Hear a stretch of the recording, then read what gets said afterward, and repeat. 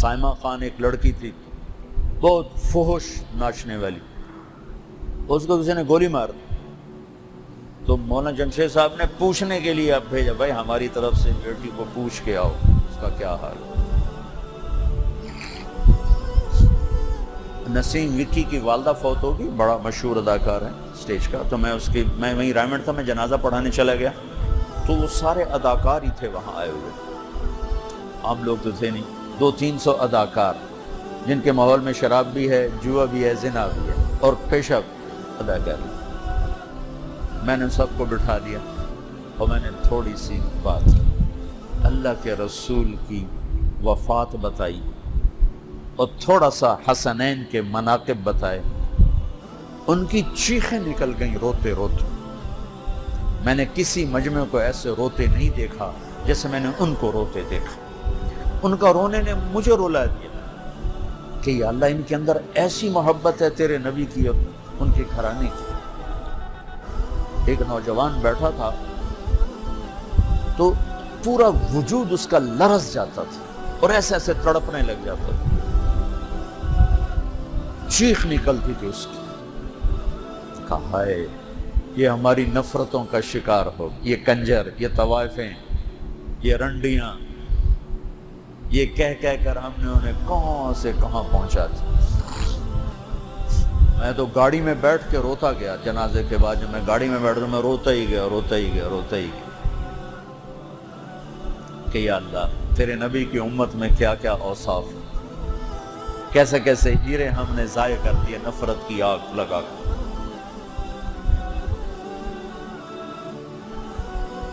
تو ان میں ایک اداکار کہنے لگا جی سال ہا سال مولانا جمشید صاحب سے ملنے جایا کرتے تھے اور انہوں نے فرمایا ہوا تھا کہ جب آؤ مجھے اٹھاؤ، اور مولانا جمشید صاحب رحمت اللہ علیہ جیسی مجاہدانہ اور زاہدانہ زندگی پورے رائمنڈ میں نے کسی کے نہیں دیکھی تھی۔ وہ تھک کے چور ہو کر گرتے تھے اور رات کو 2 بجے آ کر ان کو اداکار اٹھاتے تو آنکھ کھلنے سے پہلے کہتے مرحبا مرحبا مرحبا۔ یہ دیکھ کر اداکار رونے لگ جاتے تھے کہ یہ کیسا انسان۔ اس ٹائم میں کسی کو اٹھاؤ تو گالیاں دیتا اٹھتا ہے۔ میں ایک دفعہ جب رائمنڈ میں تھا تو بہت تھکنا ہوتا تھا تو میں لیٹا دوپہر کا وقت، تو مولوی طاہر ہے میرا شاگرد بھی تھا، عبداللہ صاحب کا خادم تھا، اس نے کہ مجھے اٹھا دیا، کیا ہے کہ عبداللہ صاحب بلا رہے ہیں۔ میں نے اس کو اتنا ڈانٹا اگر تو اندھا ہے تجھے نظر نہیں آتا میں سویا ہوں، تو جا کے ان کو بتاتا کہ وہ سو رہا ہے، پھر وہ کہتے اٹھاؤ تو پھر آ کے مجھے اٹھاتے، اتنا میں نے اس کو ڈانٹا۔ حالانکہ بلانے والے عبدالوہاب میرے زندگی کے سب سے بڑے محسن، جنہوں نے مجھے تبلیغ پر کھڑا کیا، جن کی شدت اور سختی نے مجھے بہت نعمتوں سے نوازا۔ ورنہ میں جا کے مدرس ہوتا، ہاں مجھے کتابیں یاد تھیں، 2-4 اور یاد ہو جاتی، ادبی ذوق تھا، شاید میں شاعر بن جاتا، ادیب بن جاتا، میں اس بندے کا احسان مند، لیکن مجھے غصہ چڑھ گیا، تو بلایا۔ اور مولانا جمشید صاحب زندگی بھر کہ یوں ہاتھ لگاتے مرحبا مرحبا مرحبا، اور ساتھ ہی شروع ہو جاتا۔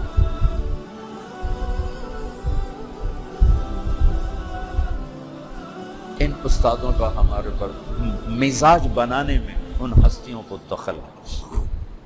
پھر مولانا سعید خان صاحب رحمت اللہ علیہ نے کی صحبت میں میرے سارے تعمیر کردہ سوچوں کے محل کھنڈر بنا، ٹوٹ گئے۔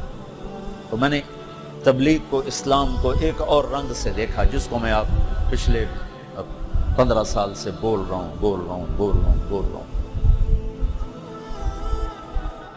آپ سے بھی کہتا ہوں اپنے عقائد پہ پختہ رہو، لیکن دیوبندی بن کے نہ چلو، امتی بن کے چلو۔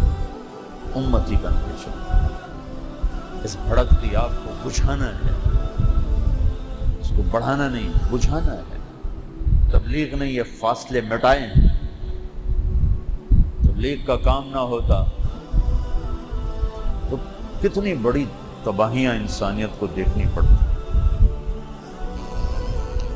تو آپ کا سال شروع ہو رہا ہے، آپ بہت اچھے بچے ہو، بہت نیک بچے ہو.